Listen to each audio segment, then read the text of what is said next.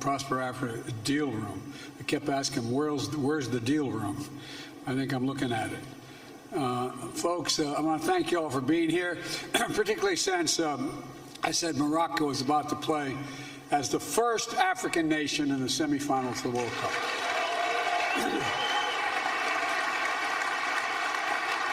Distinguished heads of state, leaders of regional and global institutions, and of course, representatives of more than 300 companies, African and American. Welcome to Washington. And I want to recognize our co-hosts, the U.S. Chamber of Commerce and the Corporate Council of Africa, two great champions for building and growing ties of business and trade and investment between Africa and the United States, as well as the members of my administration and the members of Congress who are here today. All the members of Congress, please stand up if you're here so I can identify who you are. There's the man. All right, I'm sure you're out there somewhere. Look, this forum is about building connections.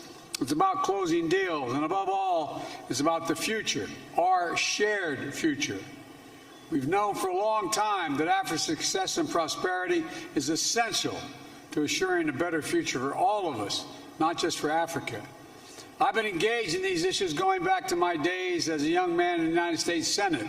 When I was on the Foreign Relations Committee, I was chairman of the African Affairs Subcommittee and got to spend a lot of time in Africa. I visited almost all of your countries. When I was vice president serving with President Obama, we hosted the first U.S.-Africa Leaders Summit, including U.S.-Africa Business Forum. We saw so clearly the enormous potential that we could harness if we did it together. And holding the first of its kind summit in 2014 was a watershed moment to cement new kinds of partnerships between our nations. Partnerships not to create political obligation, not to foster dependence, but to spur shared success. I emphasize shared success and opportunity. Because when Africa succeeds, the United States succeeds. Quite frankly, the whole world succeeds as well. Now, 8 years later, the world has undergone a great many changes. We're still grappling with the deadly pandemic, facing down war and instability, addressing economic challenges with global impact, fighting rising food prices, tackling the impacts of climate change. And each of these crises has only heightened the vital role African nations and peoples play to address the global challenges that drive our global progress. We can't solve any of these challenges without African leadership at the table. And I'm not trying to be nice, that's a fact. African ideas and innovation helping to shape the solutions, and African population contributing to every step. So the only question when I took office was not if we'd host another U.S.-African Leadership Summit, but when. My administration's engagement with Africa and the priority we place on these relationships began on day one. We've been working steadily with regional diplomacy and investments to demonstrate our commitment. We harnessed decades of cooperation through PEPFAR and President's Malaria Initiative and other partnerships in global health security to help save lives and combat COVID-19. The United States delivered 231 million doses of vaccines to 49 countries across Africa and worked together with you to get the vaccines into the arms to hard-to-reach communities. Critically, we invested in Africa's capacity to manufacture its own vaccines, diagnostics, and therapeutics so Africa can meet its own needs and contribute to the global supply chain. And even as we work to end COVID-19, we continue building stronger health systems and institutions and accelerating efforts to achieve universal health coverage, to make sure we're better prepared to tackle the health challenges, including the next pandemic, and there surely will be one. We also advanced our commitment to strengthen food security, including expanding the Feed the Future program to partner with 8 additional African countries. And I'll be speaking more tomorrow about this effort to both address the immediate food crisis and strengthen the food system in Africa for the long term. We're taking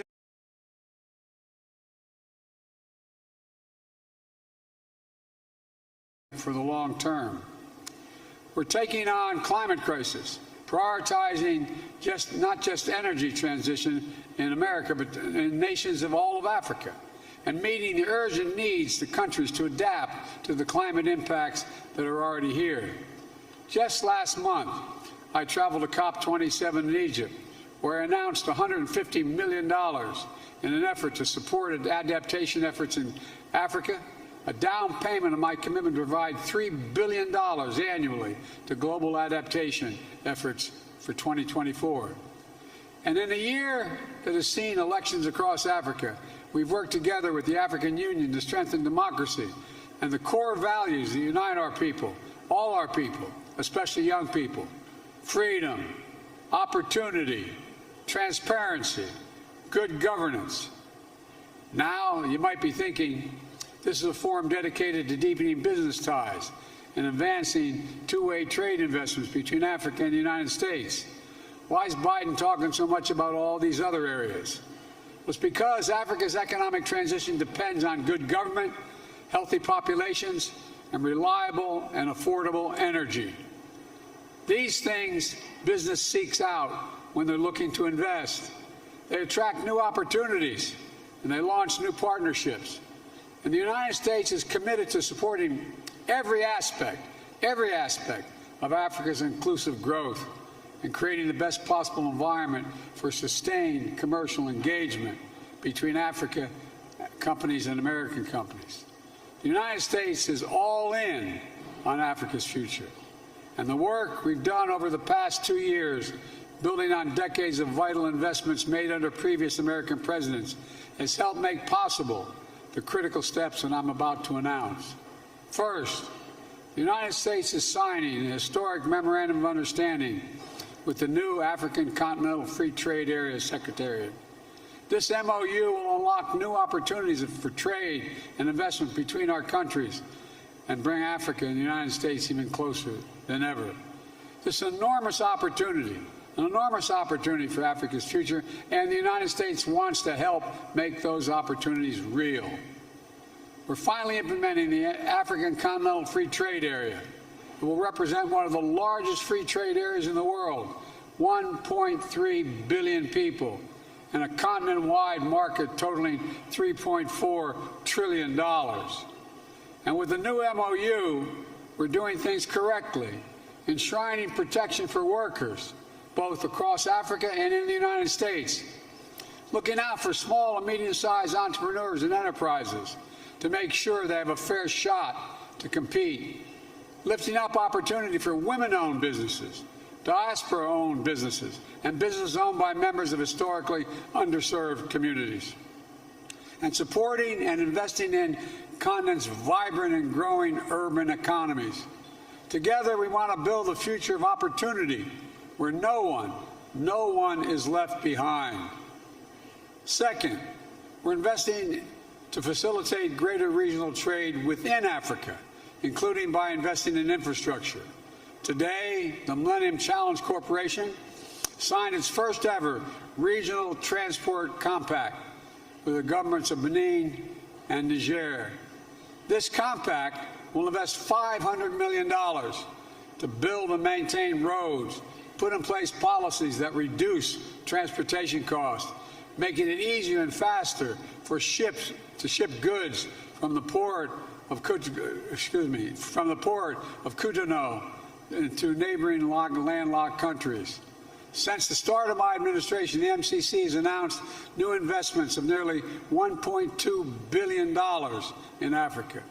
We expect the MCC to commit an additional $2.5 billion across Africa in just the next 3 years, supporting everything from agriculture to transportation to access to renewable energy. In fact, the MCC just announced discussions for partnerships with 4 African countries.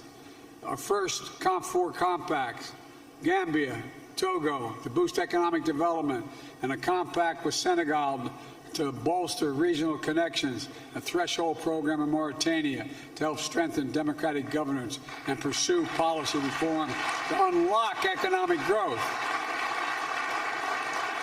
These MCC investments are part of the work we're doing worldwide through the Partnership for Global Infrastructure and Investment. I propose this initiative together with the rest of the G7 to help fill the need for quality, high-standard infrastructure in Africa and in low-income and middle-income countries around the world. And at the G7 meeting earlier this year, we announced our intention to collectively mobilize $600 billion in the next 5 years.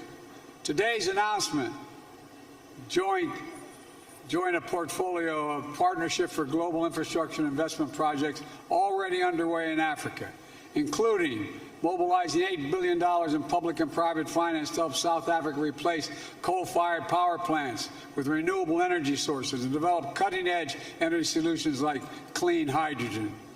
A deal worth $2 billion to build solar energy projects in Angola.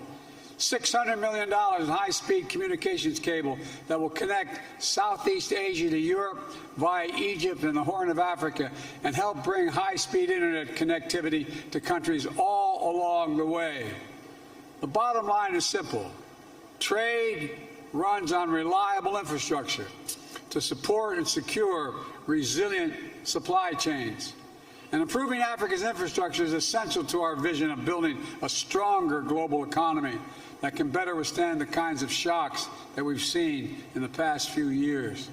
Third, we're continuing to support innovation and entrepreneurship across Africa, investing in Africa's people. Developing human capital alongside physical infrastructure is another core aspect of the Partnership for Global Infrastructure and Investment.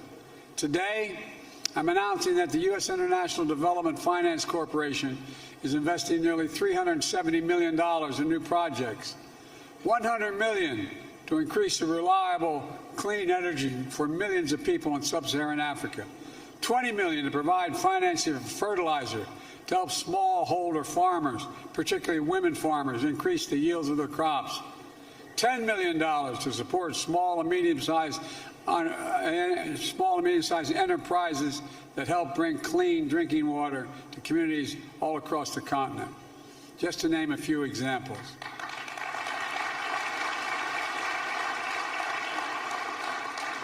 And we also know that one of the most essential resources of any entrepreneur or small business owner who wants to participate in the global economy is reliable and affordable access to the internet. So today, I'm announcing a new initiative, the Digital Transformation with Africa, working with Congress to invest $350 billion to facilitate more than almost $500 million in financing to make sure people across Africa can participate in a digital economy.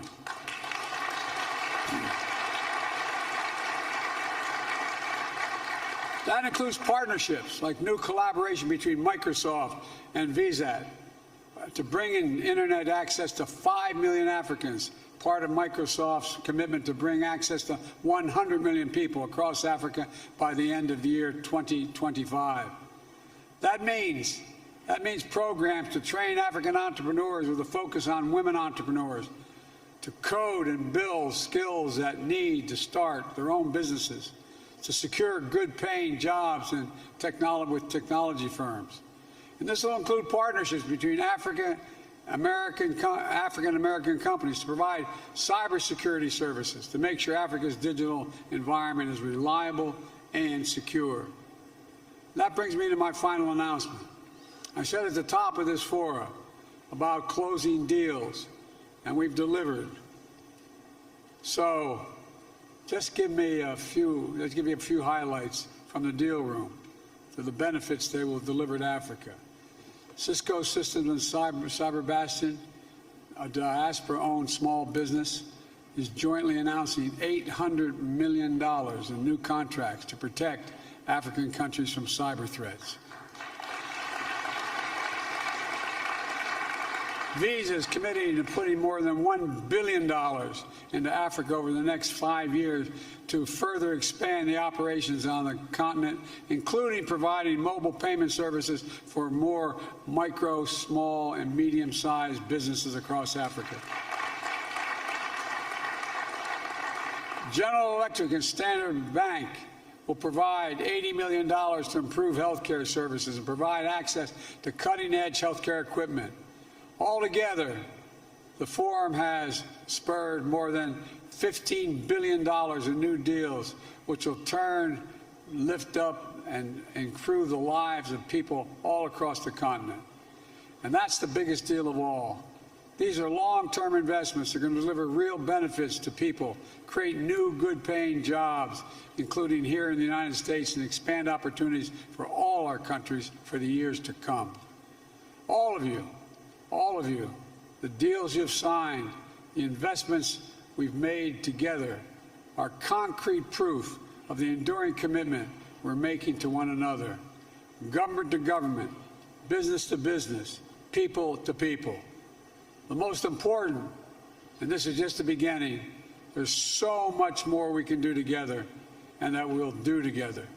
So thank you for your participation today, for being part of another historic U.S.-African Leaders Summit. We've got a lot of ground to cover in the coming days, and I'm eager to listen to the priorities you have for the future of the partnership between our nations. So thank you all, and may God protect our troops. Thank you very, very much. Appreciate it. Thank you. Thank you very much. Thanks, Tommy. Thank you.